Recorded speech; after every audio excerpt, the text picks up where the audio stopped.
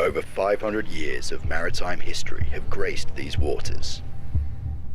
And on these shores, Emirates GBR have the weight of a nation on their shoulders to bring sailing home. They're going to be fast, but they're going to need to be so brave. Yet challengers are here to take the throne. But this is no ordinary stadium. It's a cauldron where the best rise to the top. Flying Rouge, they make it 3 for 3. Who will rule the tides of Emirates Great Britain Sail Grand Prix, Portsmouth? On the southern coast of England lies a hotbed of sailing history. This region of Great Britain has produced a large contingent of sailing superstars as the European Summer Slam of SailGP kicks off in this port city for the second time in 6 seasons of league racing. Known for a consistent summer breeze and high-end title racing, winning at this venue carries some serious cachet. Alongside Olympian Stevie Morrison and former Emirates GBR athlete Hannah Diamond, I'm Todd Harris. Welcome to day 1 of the Emirates Great Britain Sail Grand Prix Portsmouth. After 7 events in the 2026 season, it is the 3-time champion Vaughan's Flying Rouge who have an 18-point lead over Season 4 champs Los Gallos of Spain and reigning champions Emirates GBR. The US SailGP team sits in 4th with new squad Artemis rounding out the top 5. The next 5 is DS Team France, Germany, Deutsche Bank, North Star Canada, Red Bull Italy, and Rockwool Denmark. The league has made changes in the racing format going forward. Here's Hannah Diamond to explain it all. Than ever on the start line, and to keep racing fast, safe, and wildly entertaining, group racing is here.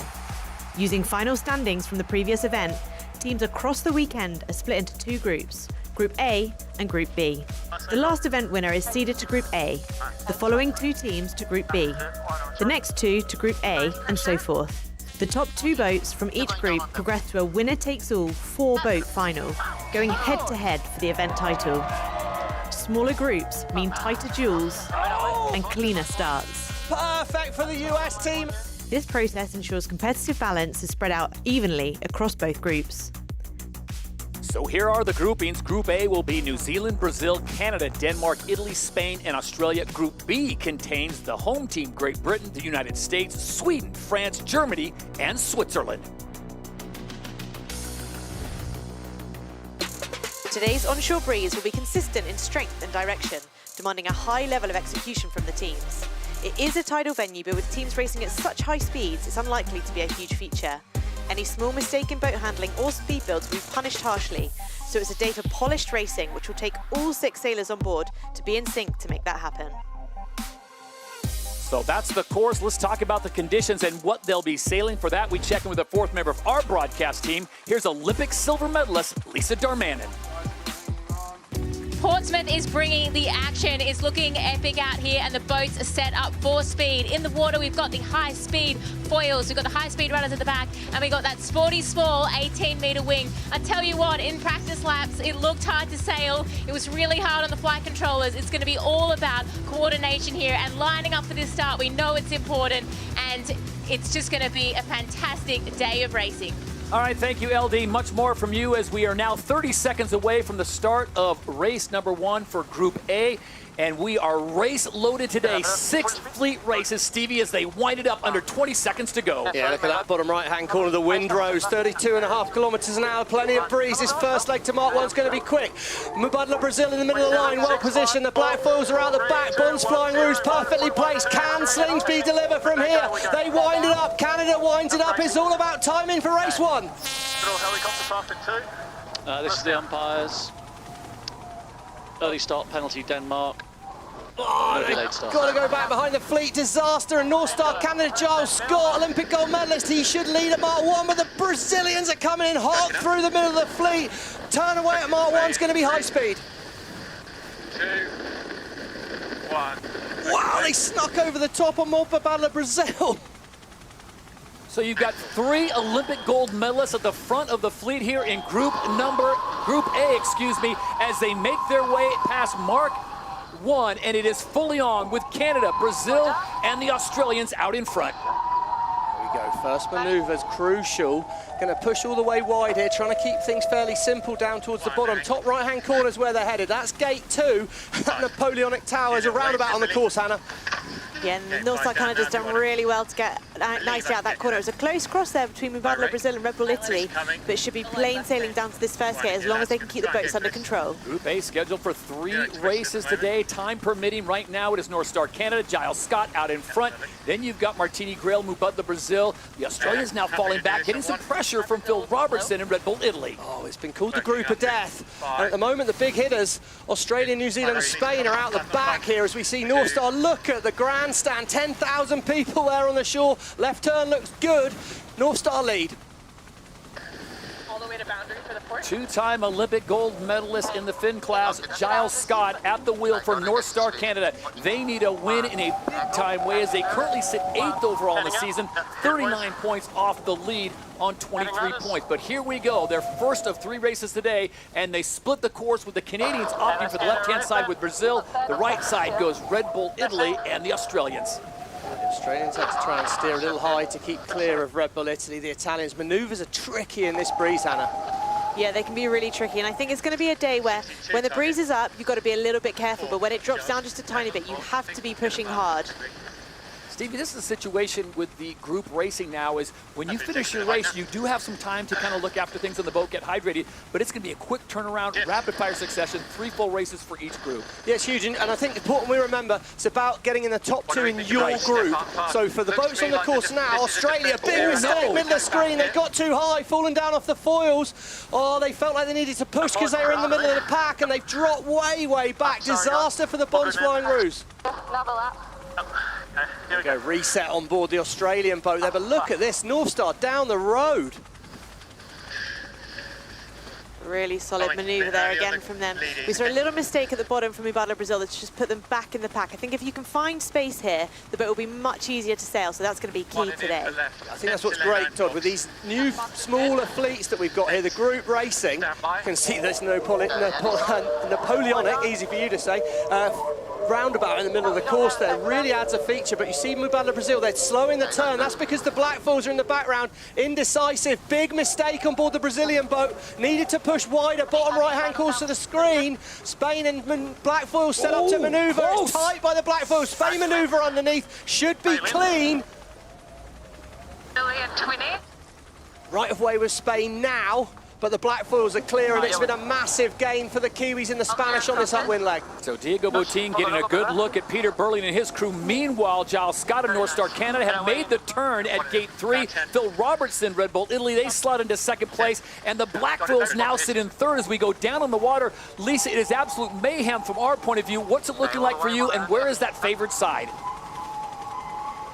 Oh, it's looking so fun for racing out here, that's for sure. The favoured side has been the left turn at the bottom. Obviously, you guys were just discussing the obstacle in the middle of the racetrack. The fort is creating a bit of a wind shadow on that left-hand side. So I think that's where, you know, the black foils really made some big gains. But as you've seen, the manoeuvres are quite tricky. There's quite a bit of chop out here, and some of the athletes are getting undone and touching down, and that's really costing them. Hannah, we've talked about this being the group of death with so much talent in this group, but right now it is North Star Canada out in front, Red Bull Italy in 2nd, and maybe some of the favorites sitting back in the pack. Yeah, I think with a bit more space, some of the more experienced teams, you know, don't count them out from this point of view. I think North Star Canada are sailing really well. They've just got to make sure they really stay on top of their manoeuvres. But, Kiwis just having to go behind Los Gallos there. There's still plenty of action in the middle of the pack. Yeah, right-hand side of the screen, the North Star are so keen to do a left turn at the bottom. They've done a flip-flop jibe, it's what they call it. They've done 2 manoeuvres quickly. They've got slow. Obviously felt like they had a bit of lead to burn there as well. We're nearly on board there. Look at this. Drone pilot's a lot braver than me. Giles Scott, Paul Campbell James, Annie Hager comes across. She's got her eyes out the back of the boat. They'll be setting up for a boundary manoeuvre to try and simplify the next leg. Robertson splits right. Is he vulnerable to the black foils though? I think often you say the top teams will tend to head where the top teams tend to head. So the fact that the black foils made a gain with that left turn, the fact that Spain were willing to follow so close behind the black foils, I think bottom left-hand corner of our screen, Red Bull Italy could be at risk here. See how it all plays out. This is like 5 of 7. This is Group A, their first of 3 scheduled races today. Group B is in pit lane, getting ready to go, and they will get set. Group B contains Emirates GBR, the US team, Artemis DS Team France, Germany Deutsche Bank, and Explorer Swiss. Oh, and if you want a showing of strength, The black foils have just been taken to school by Los Gallos on that rounding. Perfect rounding by the Spanish. They're the absolute best in the fleet at turning the boat up into the wind, and they've made a massive overtake. Pure boat speed. Well, I got it wrong. Red Bull Italy is still in the race. Second, plenty of breeze for Phil Robertson. North Star looked good. It's tight for second, third and fourth. Red Bull Italy put themselves in quite a tricky spot just here. You can see they're going to have to choose whether to manoeuvre before this obstacle there, or whether they can go. They just look like they're sailing in quite a high mode there to go around, and that could cost them a little bit later on up this leg. Meanwhile, here comes Los Gallos, Spain, the champions from season number 4. They sit in third place. They have got the black foils right off their right-hand side, trailing by about 40 meters, and the race is on as Giles Scott and North Star Canada still in the lead, but for how long? 2, 1, and turning. Spanish have got to get this right, but they look well enough ahead here. We saw that the Spanish made a gain last time round by turning right at the top. North Star are probably going to turn left. Red Bull Italy are probably going to turn left. What's that? Look at that Canada, perfect. Sometimes it's a lot easier to be perfect when you're out in front. Don't be surprised to see Spain make a split at the top here. They're going to put an attack on the Italians. Working away. So North Star around safely. Diego Botín, Los Gallos, they dip behind Phil Robertson and Red Bull Italy. And here come the black foils. What are they going to do? I think they'll split as well here, Todd. So when the Spanish and the Italians come back together, Spain will have the right of way.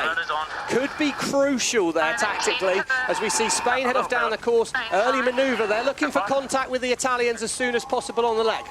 Nikolai Sehested still suffering from that penalty he got at the start line. They sit in 7th, just 1 spot behind Mubadala Brazil, and then the Bons Flying Rouge, the overall leaders on the season so far, they sit in 5th. Perfect so far from North Star. They look well lined up. Look at the fans on the background there. There's going to be some welcome for that Canadian team. Los Gallos on board Spain have made a gain. They've got another manoeuvre to do as they come together. Red Bull Italy have got to be careful. Here we go, the penultimate leg here on race number 1 for Group A, and it is North Star Canada makes the crossing easy. It is Spain that picks up a spot. They go into 2nd place. Red Bull Italy drops back to 3rd. I'm surprised how far Los Gallos have gone here. We heard a flip-flop from CJ. North Star aren't making it down in 1. 2 more manoeuvres to do, possibly 2 more for Red Bull Italy. There we go, right-hand side of screen, that's where they're aiming. Canada, crucial manoeuvre coming up here for the North Star team. They have the right of way. Spain are going to be a lot quicker. Look at the wings, look at the top of the wings. Look right at Giles Scott protecting that inside line. But watch Spain come around with the speed. Can Diego Botín reel them in as they come to the line in front of 20,000 fans here in Portsmouth? When they make it to the finish line, the Emirates winning moment will go the way of North Star Canada. Good job, guys. What a race. Wow, the Spanish team are quick. Good job. It's the problem with getting left at the top, isn't it? You end up sailing a bit of a So slow how boat about there. that for a I'd probably kickoff irritate the of slow group boat. racing as the Bons Flying Rouge somehow find a way to get themselves into 4th and they pick up some points. Yeah, it was a busy end to the race. I mean, the Spanish looked pretty powerful in that to come back. It was absolute perfect. We can see there, Mubadala Brazil, one mistake or 2 early on in the race. They've gone from right at the front to right at the back. Mistakes absolutely costly in these conditions. And it will be Mubadala Brazil that comes across the line in 6th, 7th place will go to Rockwell Racing, Denmark. It's a painful one for the Danes, that. And we are off and racing here in Portsmouth. Looked like at the fan that we were going to be behind at the boat, the fan. But, yeah. And we'll take a look back at the highlights from that first race for Group A. And there was plenty going on this first start, wasn't there? There were so many teams who were super close to the start line, with Mubadala Brazil opting for the top end of the line, bottom of the screen. We had Rockwell Denmark who were over, but North Star Canada coming from the bottom of the line, taking a really nice angle. But Mubadala Brazil, huge mistake from them, taking that left turn at the bottom, just not quite getting that turn up right, which ended up being super costly for them, the first of a number of mistakes for them on the course today. I think mistakes get punished a lot harder in this sort of group racing, because you can get the boat speed in, you can get the space to get ahead, and we see Spain made very, very few, but brilliant from North Star on the first race here in Portsmouth. You talk about brilliance, Stevie. It doesn't get much better than this. 100% for the Emirates fly time for Giles Scott, the two-time Olympic gold medalist, as he drives his team into first place as they strike first for group number A. So we get ready now for the next race. As we said, we are race heavy today. 6 fleet races scheduled between Group A and Group B. Reminder again, it's Emirates GBR, US SailGP team, Artemis, DS Automobiles France, Germany Deutsche Bank, and Explorer Swiss here in Group B. So time for them to get into the start box. 1:40 to go. We check in down on the water. Lisa Darmanin, what do you think of the way we started things off with this group racing? I think it's a lot of fun. I think it opens up the racetrack more. There's more tactics at play as well. And as you said, you know that if you make a mistake, there's a little bit more room to breathe. The one thing I'm noticing is that it's quite shifty. So the wind, even though it's up there, it's definitely changing. So there are opportunities to overtake throughout the racetrack, which is always fun to watch. Yeah, and I think for this next race, it's really going to be about minimizing those mistakes, being fast, but making sure that those boat handling execution is really, really high. So this is Group B. Once again, you've got the Americans, you've got the British, you've got the Swedes, you've got the French, Germany, and the Swiss. Emirates GBR there, they've launched the fleet, their fan base, of course, this weekend here, and what a weekend it is for the British team. A lot of pressure on them, not just with the season in general, but they're on the home ground. It's got to mean a lot. Yeah, I think it definitely does, and with that comes maybe a little bit of pressure, but this is a team which is used to that pressure, and they'll be looking to get a good start to the event today. Last year in Portsmouth, it was the Black Foils of New Zealand. Emirates GBR finished in second, and Explorer Swiss finished in third. 23 seconds to go. Group B here. Artemis well positioned mid-line. The starting master, Canfield, on the US SailGP, well positioned at the moment. He's going to dominate the bottom of the line. It's tight with Germany and DS Automobile France in the middle of the pack. Artemis are vulnerable here. Here come the Swiss with pace. Right, line it up, wind it up. Hear that line at pace. Rolex pole predictors on the Swiss. Line's going to turn wide. Artemis look right. Brilliant from Artemis, but Canfield's on the inside. It's now a drag race to Mark 1. Hammer down. I got a little bit. Got gas on in 2, 1. It's Chris Draper, wing trimmer here. They've got to be brave. The Artemis team are sending it in fast. They've got the right of way on board the US SailGP team, but can they hang on? Look at the speed at the top of the wing of the Swedish. Away we go. And at Mark 1, they are 2 wide with the US and Artemis going side by side. Artemis have got to be careful. They've got to keep clean. Need eyes on that US team as they approach the boundary. Then the Artemis will be able to maneuver. Canfield wheels away. Going to be a big wind shadow in under there, Hannah. I think the US team could be vulnerable to a bit of a light spot there, but a perfect manoeuvre there. All right on the boundary here. Lisa talked about the wind shadow coming off that fort out in the middle of the course. Plus, you've got the channel markers that they have to deal with. But other than that, Hannah, this is your hometown. This is a very dynamic course. Yeah, it's a super dynamic course. You can see the angle change just as they get past the wind shadow of that fort, all the way down to probably a left. We heard Taylor say a left turn at the bottom there. They're going to try and keep the course super simple. Definitely, if you're in the lead, you want to minimize maneuvers and see how far ahead you can stay. Stevie, how much of a benefit is to be in Group B, to watch Group A and see what they did out there? Obviously, we share data at SailGP, but do you think they learned, hey, that left-hand side has proven gold? They would have learned a huge amount. I mean, we can see a split in the course here. I think maybe where Artemis is heading right now, that the race committee, you know, Mel Roberts, Ian Murray, they've moved the course a little bit to make it perhaps try and entice the teams to do a right turn, see if we can get some happening in there. But they will have learned by watching the race that left turn was really powerful. I think the other advantage is once you meet with any boats at the first cross on this upwind leg, you'll have the right of way if you're the US team. But yeah, USA look really strong. Pressure on the British crew already. Mid-pack, what can they do on this upwind leg? There you see the top of your screen, the other 7 teams. They've had 1 race so far. They're teeing up for race number 2. That'll be Group A coming up in just a few moments' time. So it is a fast-moving day today. And right now, speaking of fast, it's US SailGP team. Taylor Canfield, they are out in front in first place here for Group B. Then you have Artemis in second, and here come the Swiss. How about this? Yeah, it's incredible. The drone's nearly on board there.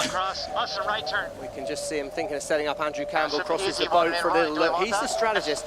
I think you do want easy in right, because that's what's paid all day. But you can just see, as soon as you're out in front, Hannah, you get to map out the course you probably will have planned before the race. As we can see here, as soon as you're in the pack, Artemis are having to deal with right-away boats. That's meters lost for the Swedish team. They're losing distance compared to the US. It's just hard if you're in the pack.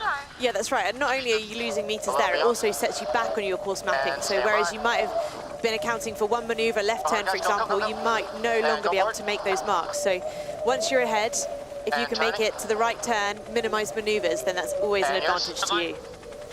Markers low. Yeah. Coming up to gate number 3, US SailGP team. Taylor Canfield out in front, looking for a big victory here in Portsmouth. Split course with the Swedes and Artemis on the top of your screen. Remember, this is Group B. You just need to be in the top 2 of your group come Super Sunday, and you're into the event final. No grip. 2, 1. Eyes on for they turn away here as they bear away from the wind. Speed's going to go up dramatically. Look at the top of the wing, 1991. Ooh, over 90. Plenty of load on the boat through that. Now, middle of our screen, Artemis, they have the right of way. Probably the Swiss will look to split away towards the right-hand side. Here we go, good work by Artemis up here. They look fast on the course, but wow, 400 meters behind the US team. Nathan Outridge, the skipper of Artemis, Olympic gold and silver medalist. You can hear Chris Draper, British. He went to Portsmouth Uni, Chris Draper, so he'll know the waters here pretty well as well, that is for sure. Emirates GBR, nice gains on that upwind leg. Points are absolutely crucial, even in the first race here.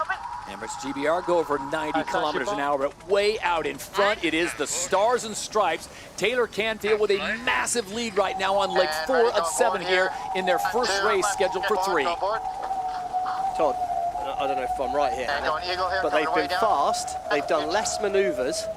It's just simple stuff, but they're doing it really well. Yeah, keep it down, I think. I think it's one of those examples where if you can get ahead, find some space, sail the boat nicely, actually can feel like quite an easy boat to sail, but I can assure you that that's not what it's going to be feeling like on board. Just a little dip down there to make sure they made that right turn. As soon as they said that, they seemed to drop the hammer right off the pedal, slowed down. They've got really slow. They've nearly fallen off the foils. This is an opportunity for Artemis, so I've absolutely given them the kiss of death. That can be understood.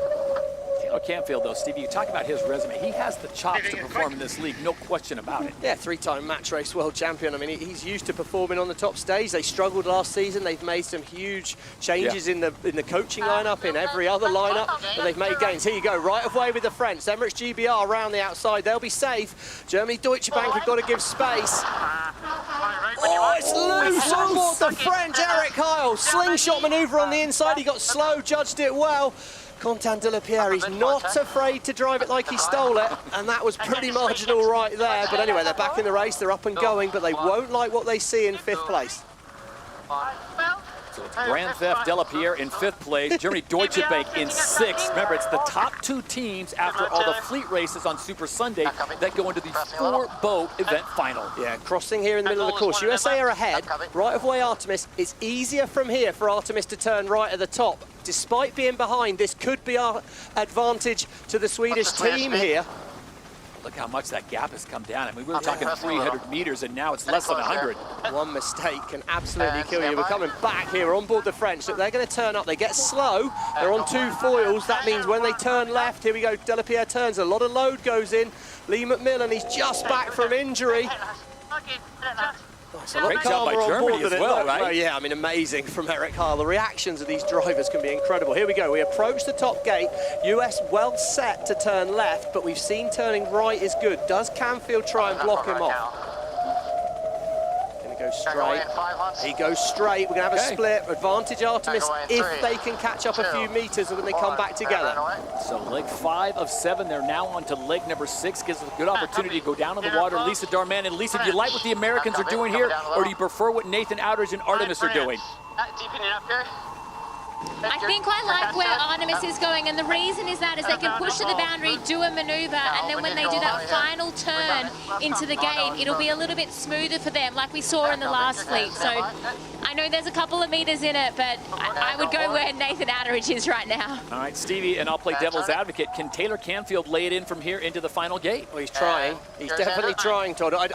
We'll find out. I mean, that we don't know from this angle. It suggests at the moment that he can't, because he's gaining versus that blue blue line. Looks to me like Artemis might have actually made a little bit of a loss down here early on.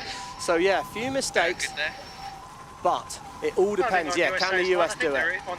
Nathan thinks they're in, so it would suggest there's been a wind shift towards the right-hand side of the course. US look comfy, so it's turned out to be a big game. Explorer Swiss has picked up a penalty, so they may be in jeopardy of losing third to Emirates GBR, who sit in fourth on home waters. Can they make a big change here and get into a top 3 position, pick up the points with 2 more fleet races to go? Here we go, the final gate. It is Lady Liberty in the Stars and Stripes that'll make the turn and head for home in front of 20,000 fans here on the Solent. Group B, the Emirates winning moment goes to Taylor Canfield and the US SailGP team. I really want to get left turn to the top, the last one. All right, hold on. Go on board here. Great start for the US. Artemis have done a nice job there. Emirates GBR, I think, you know, is good enough, but you can't afford too many races in fourth. No wing updates. Gonna go behind Brazil and then. Okay, now. Here's the race for 5th place as Content de la Pierre brings it in tight. Stevie, does he have the right of way? Can he shut out the Germans? Well, they do at the moment. It's tight there. The French are just far enough ahead. We can see the fans frothing on the shoreline at the action there. Absolute scenes on the Portsmouth seafront, and the French, well, that was tight, but de la Pierre judged it right. So the entirety of Group B is home and home safely after a very sporty first race for them. Remember, each group has 3 races scheduled on the day if we get them all in. And what a race Group B put on a show, but in the end, it was the US SailGP team as we get ready now for Group A and their race number 2. But I'll tell you what, this was an amazing showing. Taylor Canfield comes out fighting on race 1 for his group. Artemis and Nathan Outridge made it close at the end. They finished in 2nd. Then you've got Explorer Swiss, Emirates GBR finishing in 4th as the reigning champions from last year. DS Automotive France sits in 5th. And Germany Deutsche Bank round out the top 6 for Group B in their first race, with 2 more still to come as we turn the page now for Group A next to take the water.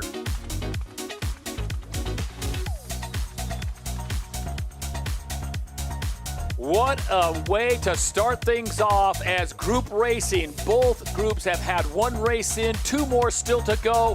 We've got ourselves a perfect show here on the Soylent. This is the Emirates Great Britain Sail Grand Prix Portsmouth, part of the Rolex SailGP Championship.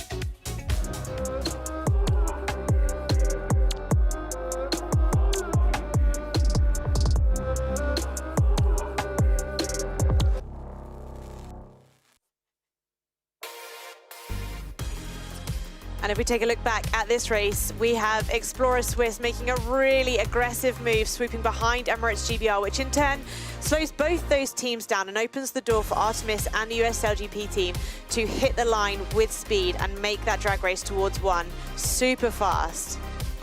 They did a great job, didn't they? The US, I think, is so dominant, that inside position, that you've got tactical control around there. So Artemis couldn't quite get over the top. Split at the bottom. Well, it was good, brave stuff from the Swedish team. They worked their way up through the fleet, but US were just clinical from here on, really, weren't they, Hannah? Yeah, they were really clinical. Super impressive performance from them. But of course, lots more racing to go today. And let's check in with the US SailGP team. Taylor Canfield is their driver. TC, that was a great race out there. Are you a fan of group racing now as you were the victors of Group B? We're just a fan of being out here. It doesn't matter what the format is for us. You know, we got to go out and push the boat hard, and yeah, we got off the line well there, and yeah, we're happy with how we're sailing. So, you know, a little hiccup at one point, but you know, able to regroup and get back into the race. Yeah, apologies for that, Taylor. That was the moment I said how fast you were sailing that it all slowed up at the bottom there. Great start, but heard you and Andrew Campbell discussing the mapping round the course. How important is it that you're clinical to take the exact route you want to take? You know, I think we have some strategy of what we think's best out here. We're not going to get into too many details with you guys, but yeah, you know, overall it's going pretty well, and we're having a few little screen issues on our boat. So yeah, working through those, you know, between races and trying to get the thing working well. But overall, great race, and you know, we're going to keep pushing. Taylor, thanks for your time. You're off to a great start. We'll see you in race 2 for Group B. So the US SailGP team opens things up nicely as they pick up a victory. Artemis finishes in 2nd. Explorer Swiss finishes in 3rd. Waves crash underneath, sound like thunder speaking. Flying carbon machines, driven by the world's best. Yes, powered by nature, powered by nature. We are SailGP.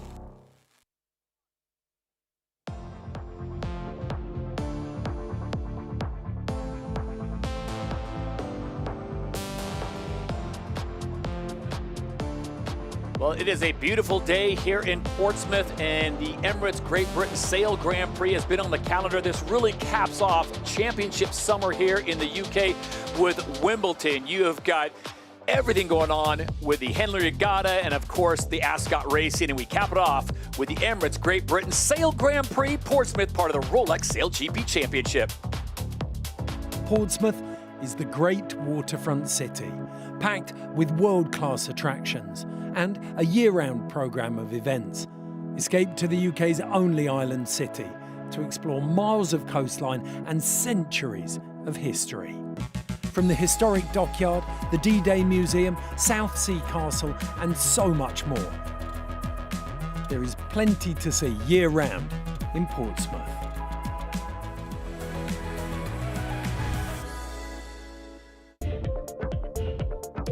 So we're set to go with Group A. Remember, it's Canada, Spain, Italy, Australia, Brazil, Denmark, all ready to go. As we get ready, Hannah, this is a picture-perfect day. We're under 2 minutes to go before the start of race 2 for Group A as they get themselves in position. Have you seen conditions like this pretty much every day? Oh yeah, it's like this every day here, Todd. No rain. I think, today we couldn't have asked for better conditions. I think the boats are set up perfectly for the breeze we've got today. 35 kilometers an hour, bright sunshine. What more could we want?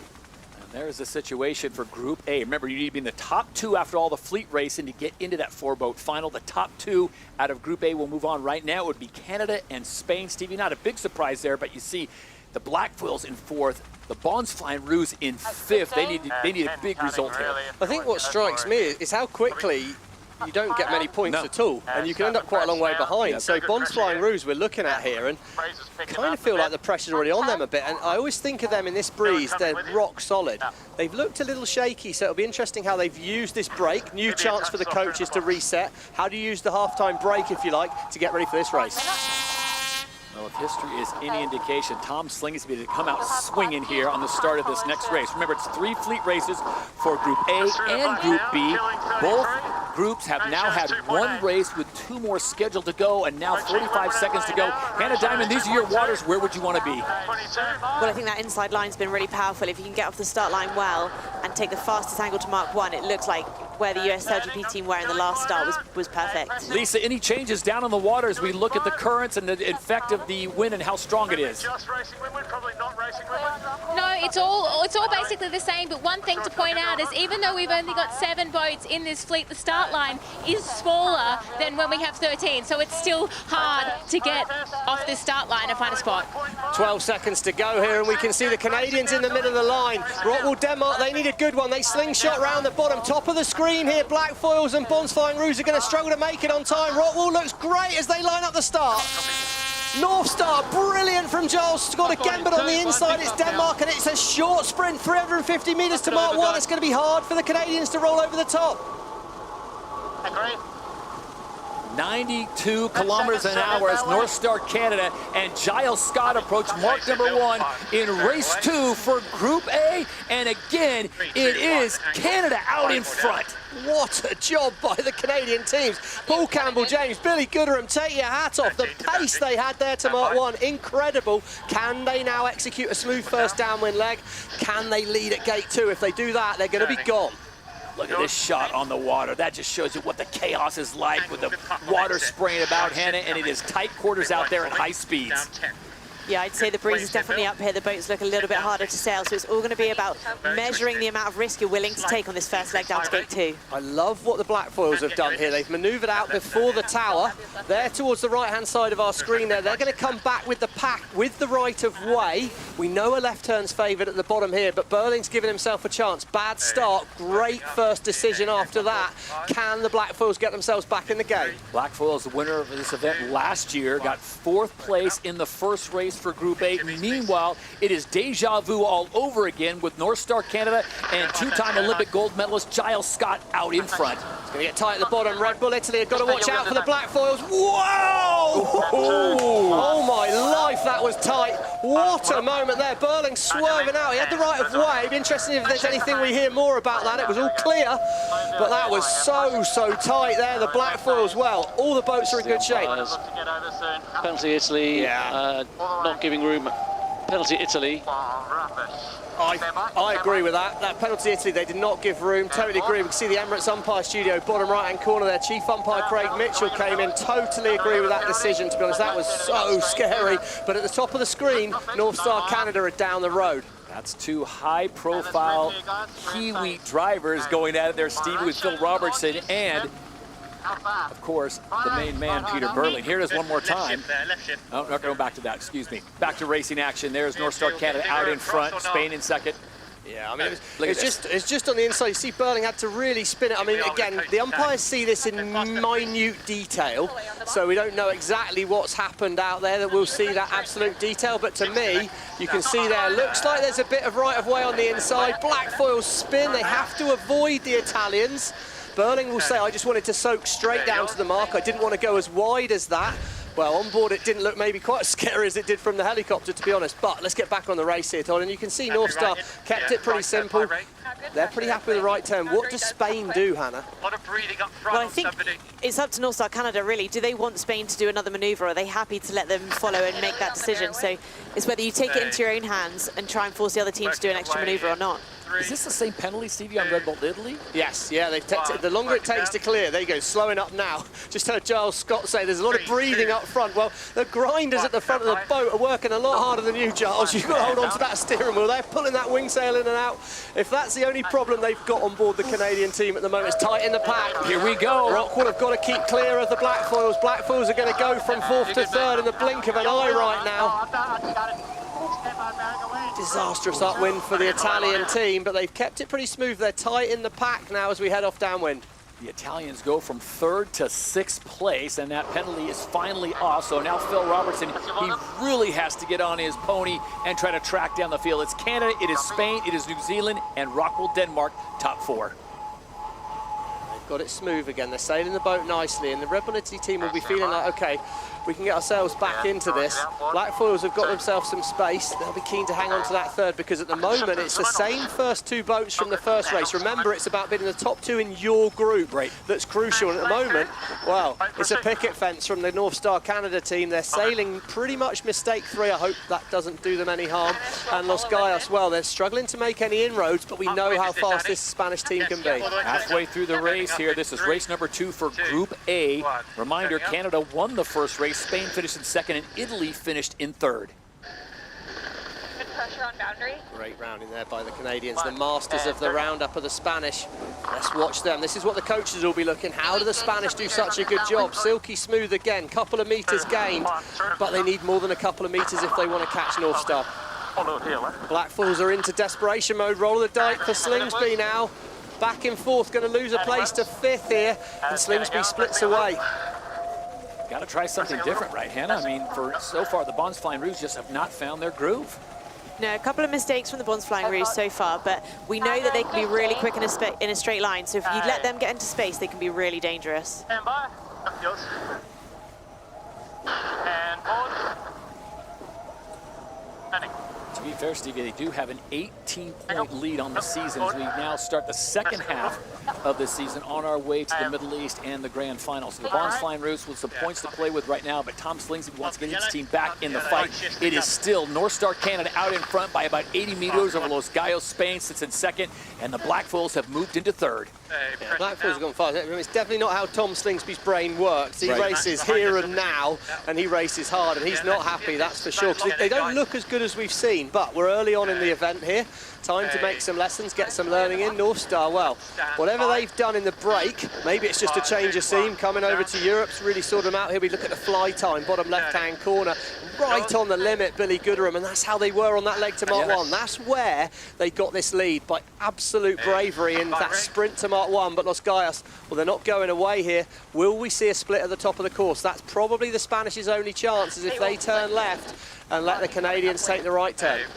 Bearing away in 3. And there you go, you called it. So Diego Botín and Los Gallos, Spain, they will opt for the left-hand side, and it is Canada, North Star Canada. Watch this bear away, watch the speeds come up. Spanish will have lost distance with that, Todd, but they've got a separation. They've given themselves a chance. They might need Mother Nature to help them out here with a wind shift. Yeah, not that upwind leg. They were consistently 3 or 4 kilometers an hour quicker in a straight line than North Star Canada. So given that the fact that they've split to the other side of the course, I would say this race is not over yet. Barnes Flying Roos have now moved into 4th place ahead of Red Bull Italy. Rockwell Denmark, who is at the top of the fleet, Mark 1, and look at this. Top left there, top of the screen. North Star was really close round those marks. They will have got slow. They have the right of way, but our ladder lines show them behind. Spain have got to keep clear. North Star should still have control, but they've got one more manoeuvre to do. Can they force the Spanish off the course? Here we go, the penultimate leg here, race number 2 for Group A as they come together. What is Giles Scott going to do? Oh, it's tight there. Big Right in front. manoeuvre by North Star. Oh, that's tight racing. Brilliant by Botín, but they're loose as a goose on board that Spanish boat. Got to keep clear, Spain. Got to keep clear. That'll go to the umpires. Aggressive racing. 2 more manoeuvres to do at the bottom. On the inside, it'll be the Spanish. They have right of way. Don't write the Black Foils off yet. Both these boats will get slow. Black Foils are going to come in fast. Spain, they lead around the mark. North Star off the foils. This could be a ticket for the Black Foils to take the 2nd place. And Spain spin it around that final gate, and they bring it home, and somehow, some way, Los Gallos finds a way to get it done. They win race 2 for Group A. What judgment? Look at North Star still off the foils. Oh, the scenes for the Canadian team. Hero to potentially no points here as the Red Bull Italy go around the outside too. What punishment. Rushed the decision when they met back with the Spanish. Perhaps that was the time to say, okay, Spain have got us, fair play to Spain, let's just cement a 2nd. They manoeuvred in front of them. It was aggressive from North Star. Maybe this wasn't the race you had to win though. So very close, with North Star leading for the entire race until that last 200 meters on the penultimate leg as they were approaching the gate, Stevie. And wow, that got awfully tight. We take it down on the water. Let's get a first-hand account. Diego, what a race. You guys did not lead until the very end. What did you see from Canada, and what made you think you could get the pass done? Well, it was very close, and Joey, he was pushing the boat so hard. It was really on the edge, super slippery because we were sliding. It was very close. We didn't know if we were going to get a penalty or not, honestly, because from windward it's hard to see, but it was very close. Well, you can see on board North Star here. They've got slow here, missing around there. Diego, the starts are still pretty crucial out here, but you look fast on board that Spanish boat. What have you learned after 2 races? What's in crucial here? As you say, yes, go super fast and make sure you do a course that enables you to do so, which is not easy with the traffic, but we are until now managing to do so. Diego, appreciate your time. So you guys are sitting on a 1st and a 2nd. All we can say for race 3 is vamos. And if we have another look back at this start, there was high-risk manoeuvres from the Bonds Flying Rouge and the Black Foils, really trying to get in at the top end of the line, but that gave enough space for North Star Canada to absolutely own that top end of the line. They did have a great angle, which enabled them to lead at Mark 1, and from then it was all about managing the risk with your manoeuvres going forward in this race. I think they were just so brave how fast they went. And what's interesting to me, see Los Gallos got held wide on the course, so Spanish were really out of control until this moment. Right of way was with Canada, but they chose to try and manoeuvre right in front, and to me it was, well, it's very aggressive.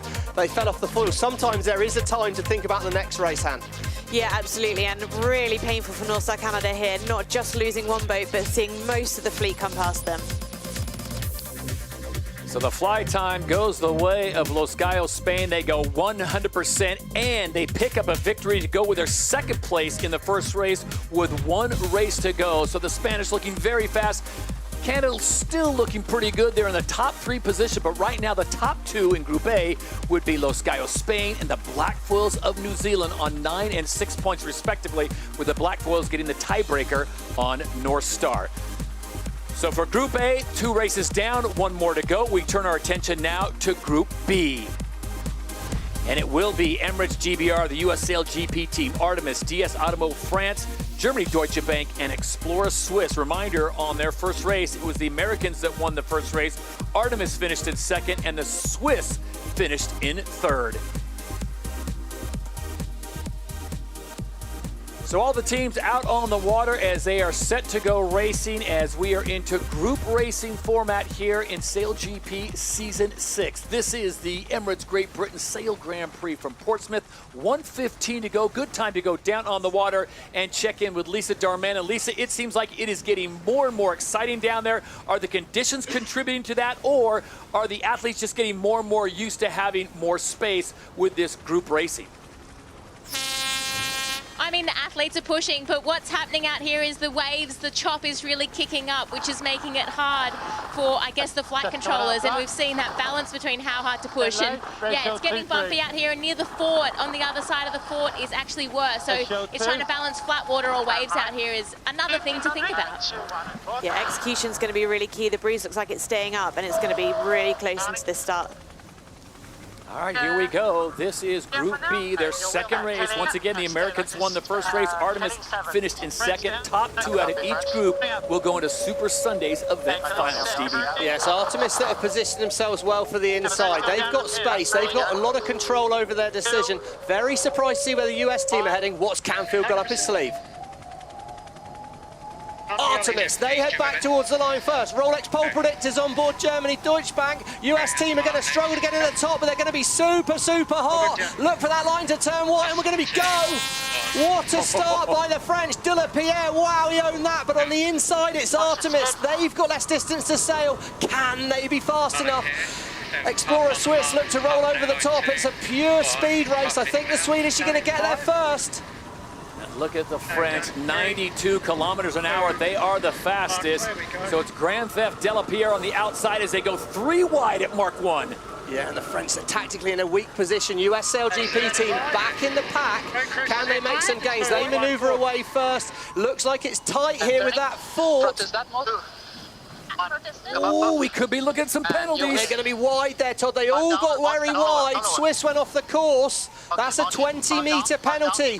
France went off the course as well. This is opportunity for the US SailGP team. Shifting the winds, costing the boats a lot of distance. So the Americans should go from 5th into 2nd place once those penalties are absolved, and that just leaves Artemis out in front. Imagine Artemis will set up for a left turn, Hannah. I don't think we've seen a lot change on that, but just looked like a bit of a wind shift brought that boundary into play a bit quicker, Hannah. Yeah, that distance between the fort and the boundary definitely looks really close, so making it a little bit more tactical around there.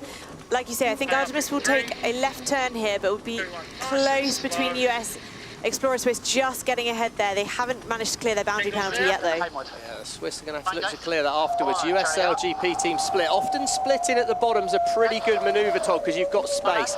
I think Artemis should be lining up for a gain, but US, well, they can go at full pace. All the boats following Artemis are compromised right now. They're sailing in disturbed wind. Basically means they're going to sail slower.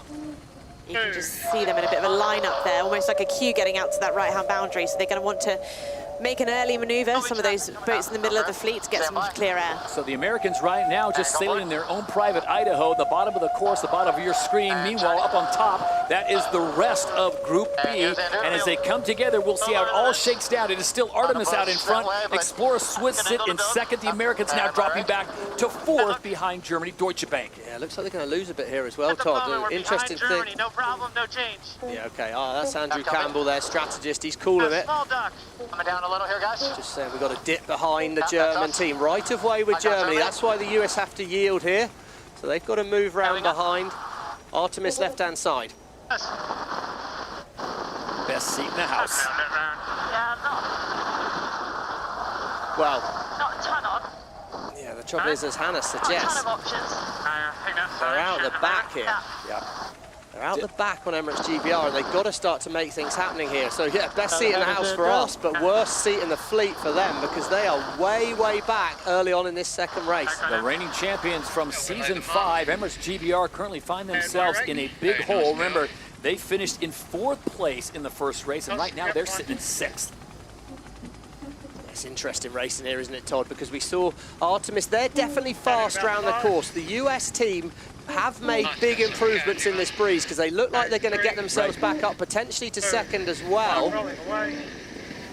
But remember, it's a race to Abu Dhabi. Okay, on the inside, the Swiss are entitled to turn. USA have got to give space to Germany if they want it, but Eric Heil decides to dip behind, split right. It looks like a long way to that right turn from the left-hand side of the course, doesn't it, Stevie? Yeah, it's such a tricky decision. I think if they tried to manoeuvre under the US, they'd have lost too much speed, dropped back a fair bit here. Explorer Swiss lighted up after that mark. Artemis push all the way to boundary. Outridge will try and keep it simple in his position. He wants left turn at the bottom. What can the US team do here versus the Swiss team? So Taylor Canfield's going to try to find a way to get around Explorer Swiss and their driver, 3-time Olympian Sebastian Schneider at the wheel for the Swiss. Meanwhile, it is Olympic gold medalist across the way driving for Artemis. That's Nathan Outridge. Yeah, and the interesting one here is going to be when Germany and USA meet each other in a moment. The Swiss executed a beautiful manoeuvre there, but right of way is with the German team versus US. Canfield's got to judge this next moment very, very carefully. He's pushing across. He thinks he can make it. Oh, he's just going to get it right, Steve. Is that his call or strategist? I'd say you've got to take, if you're driving, you make that call. Would be my way. I'd do it. I wouldn't want someone telling me. That was Nathan. Yeah. He's not saying let's hit anything, he's just saying for the grinders at the front, work super hard. Oh, bad rounding for US SailGP team there. It's those finite details that really make the difference when there's a little bit more space on the course. SailGP not Top Gun, but I don't know how that drone pilot's incredible out there. Maverick on the drone. GBR still in 6th, Todd. Oh, and it's scrappy. Look, there's water over the boat. Is this pressure of being in front of a home crowd, Hannah? I don't know. I think one of the tricky things is that it's definitely an advantage to take that left turn at the bottom. So exactly like Hannah said on that last upwind leg, there really aren't that many options on the course. So you almost sometimes have to make the best job of going the bad way by following everyone. Taylor Canfield there just moments ago on board US SailGP. They're looking for an opening. They're looking for somewhere where they can get some gains. Right now they're sitting 4th place behind the Germans, but it's close, Stevie. It is, but they made a mistake. I think that's why he's trying to reset the team, and they're lined up not very well with the fort, so they're going to be manoeuvring pretty soon, but you can see they've lost oh no, he's going to go round behind the fort. Well, this is some roll of the dice. There's going to be a lot less wind for a second. Doesn't matter when you're doing 60 kilometers an hour, that passes pretty quick, but right of way is with the Germans. Bottom left, these are the teams, if we ended things now and went to the final in this group racing, these would be in the final. We got perfect conditions, we got to have a lot more races, but those teams would make the final if it was to end right now. US SailGP team, well, they were up to 2nd, they're back to 4th. They've got to keep themselves in the hunt if they want to make the final. Artemis look pretty imperious right now. Nice freeze this time. Down in 3. So it's 4 fleet races today, then 2 more tomorrow, and then it is the 4-boat final. Top 2 teams out of each group will be in that final. And right now, the US SailGP team just picked up another spot. They sit in 3rd place. It is still Artemis out in front, Explorer Swiss in 2nd. Yeah, I'm surprised the Germans are going to follow here. Three, I would have split all day long if I was on that German boat there, because if you go the same way and just follow someone, you're basically totally relying on them making a mistake if you want to overtake. So I'm pretty staggered about that decision, to be perfectly honest. Could have taken a left, rolled the dice. They're miles ahead of the French. Yeah. Strange decision for the Germans, in my opinion. This is leg 6 of 7 for Group B, their second of 3 races scheduled, and it is Artemis and Nathan Outridge out in front. They took strong control of this race from the get-go and have not looked back. Now their lead over 200 meters as they come up to this final gate, and then it'll be a left-hand turn to Hallelujah Land. But what can Taylor Canfield do? Can he hold on to that third position, Stevie? Because that's going to be a huge extra point. Yeah, just on board, basically, the Artemis boat. Unbelievable here. Look at that. Oh, whoa, unbelievable shot there. See the propeller of the drone even in it. I think the US team is tactically in perfect position, so total control. But the Germans gave him this. The Germans set themselves up to go the same way, and you're up against a match race world champion, multiple one. I mean, there's nothing he likes more than the boat behind following him. Well, there's nothing stopping Artemis right now as Nathan Outridge comes around the last gate in front of the 20,000 fans here in Portsmouth. The Emirates winning moment in race 2 for Group B goes the way of Artemis. Oh, there you go. Chris Draper, wing trimmer. Pretty sure he's getting better grades today than he did at uni, Todd. The Swiss will finish in second, and Taylor Canfield and the US SailGP team bounce back nicely to take a third, one spot ahead of the Germans. Good comeback by the US. That was a poor start, very uncharacteristic for Taylor Canfield, but they recovered well. That one place in that battle with the Germans could be crucial one for, well, the French and Emirates GBR. I mean, I'm not saying it's panic times just yet, but you've got to go out and win the next race, otherwise they've got a big, big mission impossible tomorrow. So race 2 for Group B is complete. This time it is Nathan Outridge and Artemis that get the win, setting themselves up nicely for the third and final race. So Artemis takes the win here in Portsmouth in their second race. We now got on board with them. Nathan, you guys are looking very good. The starts were key. How are you liking this group racing, and what was the key to that race to get you guys the win? It's awesome sailing out here in Portsmouth today. It's really turned it on, and we're really happy with how we're going. The boats are a lot of fun to sail in these kind of conditions, and yeah, with the split fleets it's a little different. There's a bit more space on the start line, but yeah, we're really having a great time. Nathan, there's been a lot of chat that your group's the easy group. It's not looking super easy racing right at the moment. Yeah, we feel a lot of offence when they talk about our group as the easy group. There's a lot of good sailors in both groups, so I think that's a little harsh coming from the other side. Yeah, no question about it. One more race to go. What is the strategy as you look to race 3 and wrap the day up? Draper's summing it up pretty well on board. Just send the boat as fast as you can and let the rest take care of itself. There you go, as simple as that. Nathan, thank you for your time. Wish you the best of luck in race number 3. Nathan Outridge and Artemis get the win in race number 2. So let's take a look at the standings. 2 races down, 1 more to go, and it is Artemis out in front. US SailGP team, Stevie, I told you that extra point was going to cost them or give them a bonus, and now they find themselves in second place with Explorer Swiss dropping back to third. Then you have Germany Deutsche Bank, DS Automo France, and look at this, Emirates GBR sits in 6th. And let's take a look back at that start. You could see everyone jostling for position, but it was Artemis who just kept it really simple, just aimed their boat directly at the start time, making sure they were looking after their own affairs on board, which gave them the advantage with Explorer Swiss pushing hard to try and get over to the top of them by the time they got to Mark 1. A couple of errors here from the fleet, with Artemis pushing really close to the boundary and the Swiss and the French managing to pick up a penalty, which cost them a little bit later into this race. Really tricky maneuvering around the fort so early on in the race. Well, when you're 100% on foiling, it makes it easy, and Nathan Outridge, Chris Draper doing a fantastic job of getting that boat around. They go 100% on the Emirates fly time as they take the win now with a first and a second. What a day to be in Portsmouth as the Emirates Great Britain Sail Grand Prix rolls on with the Rolex SailGP Championship. It is wide open, and we've got 1 more race to go for both Group A and Group B.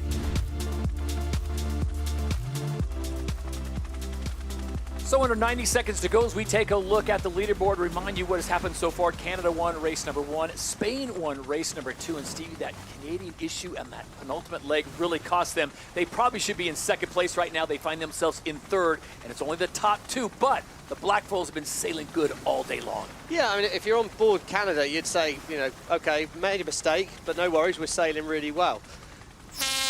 In my opinion, yeah, that they lost sight of the big picture. They got a bit too involved in a one-on-one battle. It's being in the top 2 in your group after another few more races that's what matters. It's not about winning every race. No, but I think something that's interesting is that New Zealand and Australia have been some of the best performers in terms of speed, upwind and downwind, but they haven't been winning races. It's not been off the start. So here we go with the third and final race for Group A, and this is a tough group. We are talking some of the best in the business, Stevie. They've got one more crack at it today, 2 more fleet races tomorrow, but is it panic time, do you think, for the Bons Flying Rouge? No, they don't panic on board that Australian boat, but it's time to turn up and win a race. I'd say that's what it is. North Star have got the code to this start pretty cracked. Yeah. He's well positioned again. Got the Ian Williams brain trust in the coaching booth there. He's nice to pick the pattern out on these starts. They're well placed. Los Gallos are well set. Black Foils are well set. It's all about timing out of the middle of the line. Who's going to get it right? Looks like Burling's on time. Oh, the Black Foils are well positioned midline. Los Gallos are well positioned, and North Star are going to be coming in like a bullet from the top of the line. How brave are you feeling on board that Canadian boat? This is going to be really hard, guys. Oh, they're high. They're so high. Black Foils roll over the top. North Star are going to be on the outside of the wheel, but they should be second at Mark 1. Bons Flying Rouge in the back again. 96 kilometers an hour for the Black Foils, no problem for Pistol Pete Burling. It's tricky for the Australians from here. Black Foils, they drop the foil, they manoeuvre around the fort. North Star well positioned right now, but I think North Star look pretty wide. Ooh, maybe a penalty, yep. Big one coming. Oh, they've gone off the course. Look at the track of the North Star Canada there. They went wide on the course. Not sure if that was their fault or not, but they're going to get the penalty. They've got to lose 20 metres relative to someone. It's Rottwell that take full advantage. Seherstedt, he's seen it. He's made the gains. So it is North Star and Spain that both pick up penalties. So the winners of the first 2 races for Group A hit with a penalty early on here. This is leg 2 of 7, and we've got the Black Foils out in front. We could be looking at 3 different winners in 3 races. Much better start, Hannah, for Rockwell Racing. Rockwell done a big struggle to make that right turn easy. Black Foils are going to get slow as well. North Star are setting up for a right turn, so Rockwell have done a nice job. Well judged there. North Star split left early on.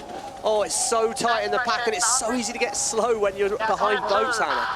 Yeah, it is. Just sailing the boat's so much harder when you're in the pack. But I think there's been a bit of a left shift, which has changed the geometry of the course a little bit. We're seeing... Whoa, it's tight! Oh my! Got to give room on Red Bull Italy there. Oh, that was so close. Well avoided by both teams. This is the umpires. Penalty Spain. Port Tac boat not keeping clear. Go behind Brazil. Yeah, that was earlier on before the gate. You see the Spanish boat dive across. They didn't keep clear. They just got to lose position relative to Brazil, but Brazil got slow. This is going to be really painful for Los Gallos. And how about this? North Star Canada, after that early penalty, now up into second place. They may be yielding that to Denmark here momentarily. But what action out of the water. Here you go. Look, there goes Spain, Todd. They're coming across. No right of way there. Brilliant by Martini Grail on the driver there, and then she's got Red Bull Italy in the way. I mean, that was so tight. I think Red Bull Italy were clear. There's not a lot of margin out there. Don't underestimate how hard it is to come back from a manoeuvre like that to then make good racing decisions. Yeah, I think talking of comebacks, right-hand side of the screen, Los Gallos, well, they're going to see how fast they are right now. We're still early in the race, but remember, it's so hard if you're losing points, and Black Foils and North Star aren't making many mistakes out here, Todd. Third and final race for Group A. There you see the win across the course, 32 kilometers an hour, perfect, as Lisa likes to say, glamour conditions out there. Speaking of Lisa, what are we looking at for the second half of this race, the third and final race for Group A? Yeah, I mean, as the day goes on, it's changing a little bit. A cloud is rolling over, but as you was talking about, that left shift has changed the geometry, and I think that really opens up the left-hand side of the course a little bit more. So, yeah, it's going to be tight at this top gate. It's a long way to go to the right turn. see. It's going to be following on board North Star, I'd suggest, down here. Rottwell are going to follow. So the first bloke to split is going to be the Bons Flying Rouge. Rottwell's got to look out the way for the Bons Flying Rouge. And the Danish, oh, they've just hemorrhaged another couple of places on this up. They're just not quite quick enough to make good positions stick. So lots for them to think about. And now, well, Slingsby, if there's ever a time for a bit of magic, now's it. Have to go early here, right? Yes, Going early because he doesn't want to get stuck outside the fort. So the Aussies turn left, set up quite early. He'll be coming back together without the right of way. Bottom right-hand corner of Vaskrit. Yeah, he's rapid out there. North Star come back with the right of way, but it's a gain to the Bons Flying Rouge. Slowly working their way back in. Blackfoils are gone right now. Somewhere in the world, Hugh Jackman and Ryan Reynolds are cheering on the Bons Flying Rouge. Their team moved up to 3rd place right now with some high speeds, and they are gaining fast. Yeah, they'll have the right of way when they come back together with North Star Canada. North Star in a great patch of breeze there, though. Perfect positioning by Annie Hager and Giles Scott there in the Brains Trust at the back of that Canadian boat. Left turns favoured, Blackfoils, well, no mistakes on board that boat right now. Again, Bons Flying Rouge will split at the bottom. Looks like a gain for Canada.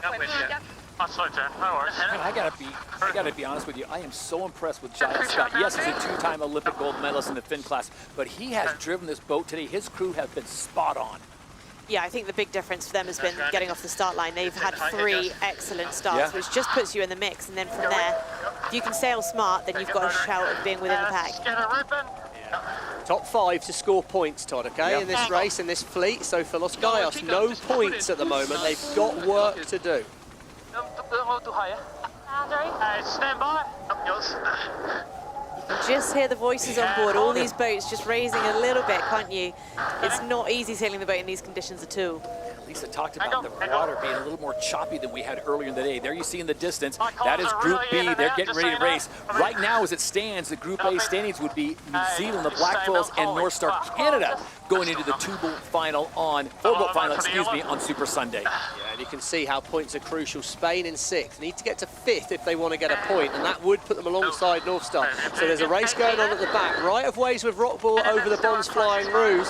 Slingsby can't seem to quite get it up to speed that we're used to seeing from that Australian boat. Remember earlier in the season, the Bons Flying Rouge went on a 3-event win streak. That was ended the last event with Los Gallos winning. There you see the changeover on board the Blackfoils. Peter Burling, their driver. Blair Tuke, the wing on the left. Well, and you know what? Blair Tuke, happy birthday, mate. There you go. Because he's on fire. This could be a birthday win for the Blackfoils and Blair Tuke if he can make it stick from here. I sincerely hope we've not given you a bit of a curse on that one. But yeah, birthday for Blair Tuke. Love sailing in Portsmouth. Blackfoils won here last year. Can they deliver at home on this last downwind? 100-metre lead. 2 more legs to go. The Blackfoils, they'll go to the right-hand side. What does Giles Scott decide to do? I think he'll follow him. He should do. He should do. In the last race, they tried to force things. Patience. Oh, patience. Keep adding up the points slowly. Well, the best news for North Star Canada right now, Stevie, is look where Los Gallos is. They are in 6th place, so they are not going to get any points if they don't move up at least 1 spot. Yeah, exactly. That's why you've got to be patient and keep chipping away. Can we keep going? I don't think so. And to Hannah's point, you hear the voices a little more elevated here in this 3rd race, a little more out of breath, reasonably so. Yeah, that's Ian Jensen there, getting himself up and out of the cockpit, straight across. Angle. Manoeuvre there. See, top right-hand corner, the Blackfoils, just 400 metres to go to the final turn. North Star, much calmer, much safer. The good work by them, another solid result. Bons Flying Rouge look well set up, but they've probably got a complex manoeuvre to do at the bottom of the course.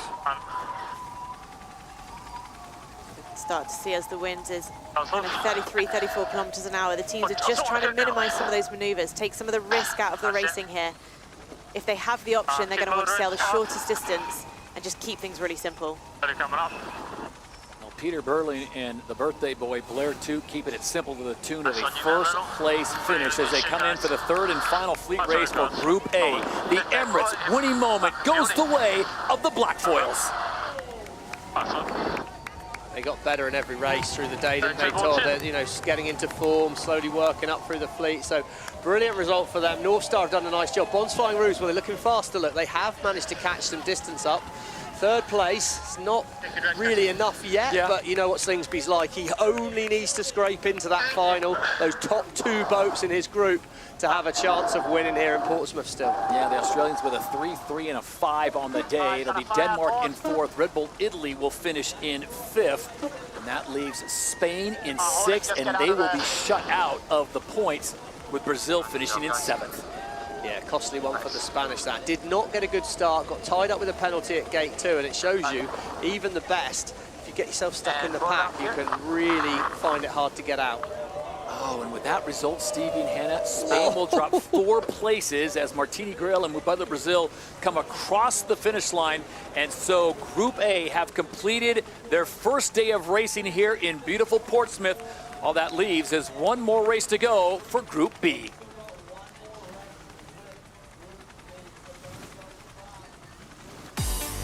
So Group B gets ready to take to the water, and here are the standings after 3 races. It is the Black Foils of New Zealand. Peter Burling gets his team in the pole position for Super Sunday as they lead North Star Canada by 1 point. Los Gallos on the outside looking in, as are the Bonds Flying Rouge. Remember, only the top 2 teams after tomorrow's 2 fleet races go in to the 4-boat final. It is fully on a beautiful day on the Solent with one more race to go. Picture perfect conditions. Who do you like? We'll have the final race when we return to the Emirates Great Britain Sail Grand Prix Portsmouth, part of the Rolex SailGP Championship.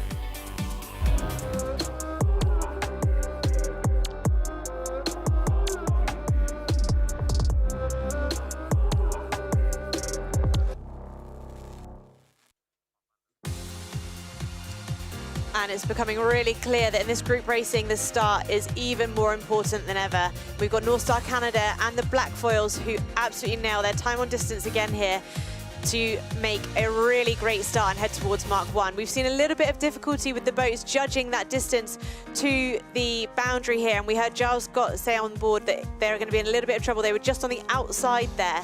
But the key moment from this race was the Spanish just fouling the Brazilians. Ideally, they would have taken a right turn just around the mark there, but then they see Red Bull Italy have to make a really evasive maneuver, and that really interrupts their race here. So really tricky times for Mubadala Brazil. So Group A is now complete. It is the Black Foils of New Zealand that lead the group with the finishing of a 2nd and a 1st and a win in Group A, for their 3rd and final race. Peter Burling, congratulations. Pete, it's good to see you guys back out on the water. You looked good in the last event, but you guys look spectacular today. How has it been for the group racing, and how do you find the Solent as defending champions of this event? Yeah, I think I said yesterday we really love racing here in the UK. Some pretty fond memories, and yeah, what an awesome day racing, on this 18 config, and right in the pocket for some nice sailing. So I really enjoyed it. Pete, appreciate the time. We wish you the best of luck tomorrow. 2 more fleet races to go for the Black Foils in Group A. Can they pull it off? Can they get themselves into that 4-boat final on Super Sunday? So you take a look at the Emirates fly time. Stevie, no big surprise there. They were near perfect, the Black Foils, 100%. When you do that, you put yourself in a good location. Yeah, clinical from start to finish in that one. And it's great to see Black Foils back. Of course, they do love sailing in the Solent. They love these tricky conditions. But yeah, perfect fly time in these conditions, and that makes life very, very easy. I think Pete's just happy he's not in here broadcasting with us. He's out behind the wheel on the water. Waves crash underneath, sound like thunder speaking. Flying carbon machines, driven by the world's best. Yes, powered by nature, we are SailGP.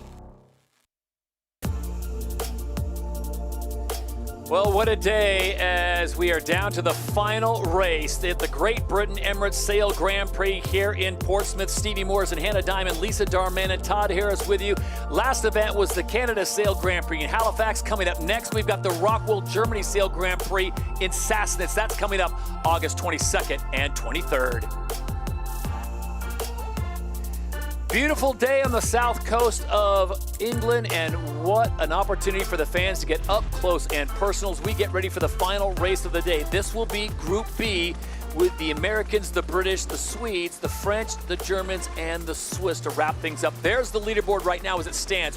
You've got Sweden, Artemis, and the USA in the top 2 positions. Remember, it's a 4-boat event final tomorrow, but still another race today and then 2 more tomorrow with 1:40 to go before we start the last race of the day. Let's check in down on the water. Olympic silver medalist Lisa Darmanin. Lisa, how are you feeling? How are the conditions? And what do you expect for this final race? Oh, I expect another race where we probably can't pick the winner, Todd. It is tricky out here. It looks like a pattern's emerging. What's so unique about today is the teams have, 10, 15 minutes to watch what's going on and learn. So whoever's using that coach's booth and watching the racing and trying to work out what the plan is and be able to execute it, that's where the real money is today. All right, 7 seconds to go before we hit that 1 minute mark, and then it is full on, the calm before the storm here in Portsmouth. So Hannah, for your former team, Emirates GBR, it is definitely go time for them. They've got to find a way to get to the front. Yeah, I mean, they'll definitely be disappointed with how the weekend's gone so far, but they'll be hoping there's still time to turn it around. I think the conditions look a little bit more breezy, and the sea state is definitely picking up, so it's going to be even harder to keep those F50s under control. So everyone gets themselves into position, Stevie, and the dance begins, and then the chaos when the line goes white. Yeah, we've already heard Hannah Mills say we're late in here, so they're late on their timings back towards the start. We can see top left of the screen, that's Emirates GBR. He cuts the corner there. Canfield's in behind them, though, so US uncharacteristically late in here. Dylan Fletcher on board the British boat is heated on board. They knows he needs a good start. Artemis out the back. Where can they wind it up? The French have got the Rolex pole predictor, but they've got to watch out for the British. Right, it's the wind up and the strike now. The French look well placed. USA and Artemis look late. How's your timing, Dylan Fletcher? Oh, they needed to win the race here, I think, for me to give himself a chance, and it's perfect from the British at the bottom of the line. The Germans are going to be fast over the top, but the British should hang on to lead at Mark 1. They will have room. As they approach mark number 1, look at the speeds, hitting 90 kilometers an hour and dipping across the front. It will be the Germans with the British just off to their left. Oh, I think the Germans were just clear ahead, so the British did not have right of way. It was all clear, though. First manoeuvre by Emirates GBR. Great work. Artemis manoeuvre away early in the background as well, and the Germans were absolutely rapid and out of bounds for the Swiss. Costly one for the Swiss. Oh, no! The German team, they get very, very loose. Wing sheet trap did not ease the wing. Massive save it. Okay, right, reset, big reset on that German boat. Emirates GBR are going to have a massive lead out of here, and it's Artemis the big win as the crowd, well, they're going wild, and it's the British, they're striding away, 100-meter lead. Germany, everyone looks safe. The save of the day to Germany Deutsche Bank and Eric Kosegarten-Heil and his crew. We thought they were going to put it over. Meanwhile, the racing continues on as they approach shore at the DP World Gate, gate number 2. It is the home team, Emirates GBR, screaming around the gate. That's what the fans want, Todd. It's going crazy down there. Artemis, massive gain. They went from 5th to 2nd in a 1-er there. US as well with a solid result. Swiss 4th. This has really turned into an interesting race now because the British need to gain points back on the US and Artemis, really, and that's hard to do when you've got 2 teams, France and Germany, way, way back. All you can do, control what you can control, Hannah, legs 3 of 7. Are you surprised not only by the way Emirates GBR has sailed, but the way the French have? Because this is usually their cup of tea, the high winds. Yeah, I mean, we've got Lee McMillan coming back from injury, but like you say, this is normally their conditions. I think it's a tricky day on the water, so for Emirates GBR, they're just going to be wanting to make the most of this lead they've got at the moment. Here we go, we come back and we're on board the German boat. We see it go down here. There's a bit of a fall for Kevin Pepinay, the wing trimmer, right-hand side there. So he's not there to grab the wing sheet, and you can see that was the problem. He fell crossing the boat, couldn't get his hand on the winch, so couldn't ease that big wing sail. Comms were obviously a bit slow, and well, I mean, it was a great save, full team effort to save it, but yeah, it was the slip up with Kevin crossing the boat by the look of that. We'll get more intel, that's just my first glance of it. So yeah, big, big moment. There's a lot of heel, way, way too much heel to feel very comfy. Brilliant save, but yeah, little mistakes cost you an awful lot, and that was just a trip not what you want to see in race HQ if you're on Team Germany Deutsche Bank. No, not at all. I mean, that was a scary moment. Great save here.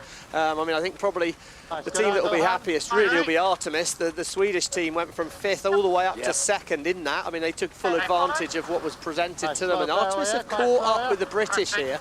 Worrying time for Emirates GBR.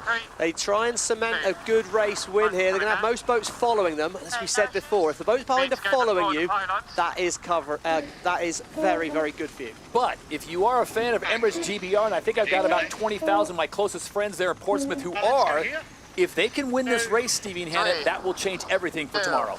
Yeah, it puts them back in it, doesn't it? It gives them a chance to get back into the race. And as a famous man once said, if you're saying there's a chance. So now they've got to negotiate those channel markings.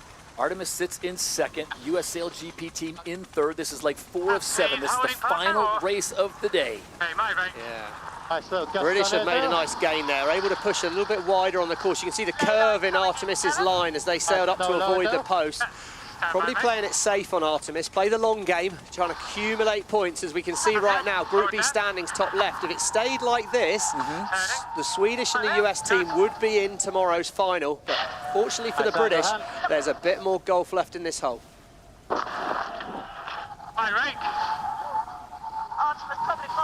I think something you don't necessarily see so well, apart from when the crew are trying to cross the boat, is just how much effect the sea state is having. It's really throwing the boat around. Yeah, you can see there, couldn't you? You can see Nick Hutton. I mean, he's normally like a cat on his feet, but he fell over trying to get into the booth there, get on the handles. Yeah, little mistakes can happen. Great rounding by the Brits, and the fans love that. No carpet slippers there, but he gets across safely, and it's still Emirates GBR out in front. Artemis in 2nd. Here come the USA in 3rd with Explorer Swiss going very wide. Oh, they got very high, no grip, and they've spun way wide. I mean, it's not going to cost them too much because the French and the Germans are quite a long way back, but that's a bit of a mistake. They can't afford to do that at this level because the other boats are sailing so accurately. We kind of got the reverse of what the Brits were talking about in the last race, where if you're in the lead, you want it to be a one-sided track, so everyone has to follow. Whereas if you're behind, you really want an open course to give you options to catch up. Yeah, absolutely. The Swedish team, Artemis there, they can only rely on boat speed now. They've got to just purely sail faster. And of course, what's so great with SailGP is everyone's using exactly the same equipment, so it's only how well the sailors use it. You see Group B standings as it stands right now. Remember, it's a 4-boat final on Super Sunday. Only the top 2 teams. And right now, Group B would send Artemis and US SailGP team. The Swiss and Emirates GBR would just miss out. But there's 2 more fleet races tomorrow before that event final. Yeah, we can see here now. British are talking about, can we make it to the left turn in 1? It looks like the wind's rotated to the right. They're all sailing nearly straight up the ladder lines with on starboard tack, wind coming over the right-hand side. So Emirates GBR just need to execute a good manoeuvre. So leg 5 of 7, they'll make the turn and then head for home. Lisa Darmanin is going to be a happy night tonight. Are we going to send all 10,000 of our closest friends there in Portsmouth home to the pubs on a happy ending? Yeah, I mean, Portsmouth was buzzing this morning. There was a little lull when GBR were at the back, but let's hope they've got something to cheer for, because it's been a fantastic day of racing here. It has. We've got a split at the top. Emirates GBR turn right, Artemis turn left. Artemis potentially can get down with just 1 manoeuvre. British are going to have to do 2, but the Artemis team got very, very slow there doing the manoeuvre. So immediate gain to the British, but potentially just 1 manoeuvre for the Swedish. And board. Artemis is manoeuvring early. I don't think Outeridge fancies it in 1, so there should be advantage to the Brits. Or is it? It doesn't look like a great angle for the Brits. It's getting a little bit better now as they accelerate out of that manoeuvre. I got them, hand. Yep, nice. Goes to us. Yeah, got them.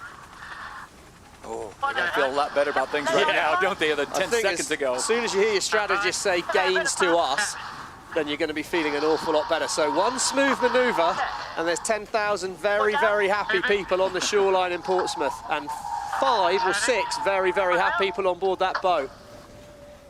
So it should be one more maneuver here in the final race of the day of the Emirates Great Britain Sail Grand Prix Portsmouth. And it is the home team coming in, but look at Artemis not giving up just yet. Little more speed as they come towards the gate, but Emirates GBR has the perfect angle. They put themselves in the best position. Great job by Dylan Fletcher. It is happy, happy, joy, joy in Portsmouth. The final race of the day, and the Emirates winning moment goes the way of the home team. Emirates GBR win the third and final race for Group B. Oh, they needed that, Todd. They really needed that. Time to deliver. 1 to 2. It'll be Artemis finishing in second. The USA will finish in third. Fourth will go the way of Explorer Swiss. And a rough go in that last race for both DS Team France and Germany Deutsche Bank. Yeah, like you say, you know, there'll be some pretty disappointed teams after that. You know, the US and the Swedish have sailed a fantastic day. Emirates GBR, I think, have given themselves a chance, but the French coming across the line here in fifth. I mean, that's 1 point. Yeah, it says bad luck, but they've just not been as slick as we'd expect. Well, just like in Group A, 3 different winners in Group B, with the USA winning race 1, Artemis winning race 2, and Emirates GBR win race number 3 for Group B.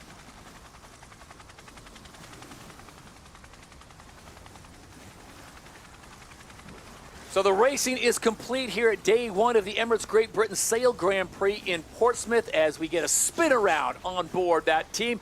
Dylan Fletcher, you guys are the defending champions from last year. Tough start to this group racing with the first 2 races, but you answer back. What was the difference in race 3 as opposed to the first 2 races?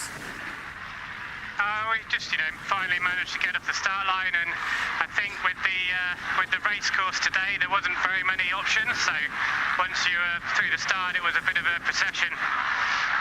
Dylan, the fans on the shoreline, it's pretty spectacular to see everything that's going on there. How does it feel when you come across that finish line winning in front of the home fans? It feels a lot better after the last race. Yeah, it felt like been a bit of a disappointing day, to be honest, and so really nice to respond with what we needed in that last one. Dylan, a bit of momentum heading into Super Sunday. We wish you and the rest of the crew the best of luck tomorrow. Thanks.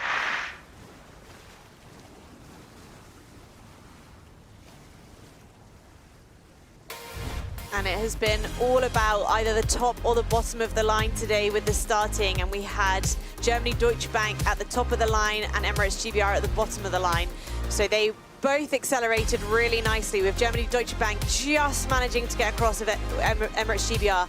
Spotting that changing course geometry was really important. Emirates GBR manoeuvring early, and it was Germany Deutsche Bank who didn't quite spot that early enough. They were going to go below the fort and then realised they had to go above, and with their wing trimmer taking a little bit of a fall on the way across, almost ending up with a capsize there. But Emirates GBR redeeming themselves from a difficult day to take the win in this last race of the day. And as Dylan Fletcher said, they are very happy to send the fans home happy on that last race. Didn't get the start they wanted on the first 2, Stevie. They got it done, and they go 100% on fly time. Yeah, I mean, it was a great start, wasn't it? But, when we come and look at the points, they've still got a lot of work to do. So let's take a look at the points. Group A and Group B, they all got 3 fleet races in. Remember, only the top 2 teams will move on to the great event final. So right now it would be the Black Foils and North Star coming out of Group A, and coming out of Group B it would be Artemis and the US SailGP team. But there are 2 more fleet races, so that's 10 more points available across the board. So we'll see what they can do tomorrow on Super Sunday. And the Rolex Precision Athletes of the day today, Giles Scott, well deserved for his starts today, 0.27 seconds behind the start line. Andrew Campbell sailing the shortest distance on average for the US SailGP team.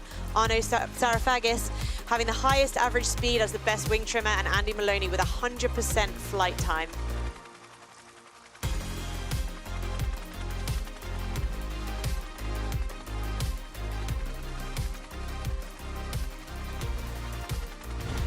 Wow, and yeah, it was the Rolex best time start, and we had some spectacular starts out there on the water, but the best time start did go to North Star Canada Giles Scott, 0.95 seconds. I mean, that's basically about 70 centimetres behind the start line at full pace. Incredible from Giles Scott today.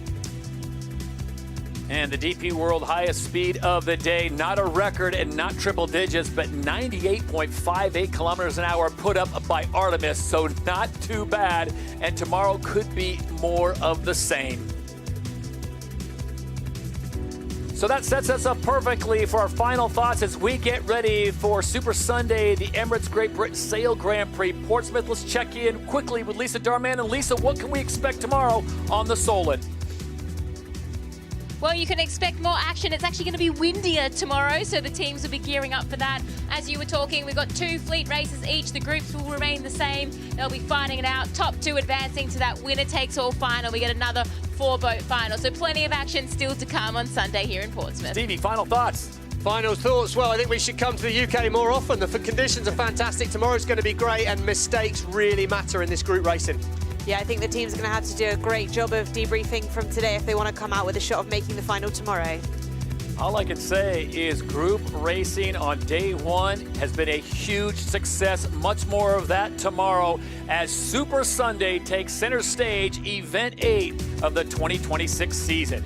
So for Stevie Morrison, Hannah Diamond, Lisa Darman, and I'm Todd Harris saying so long for now. You've been watching the Emirates Great Britain Sail Grand Prix Portsmouth, part of the Rolex SailGP Championship.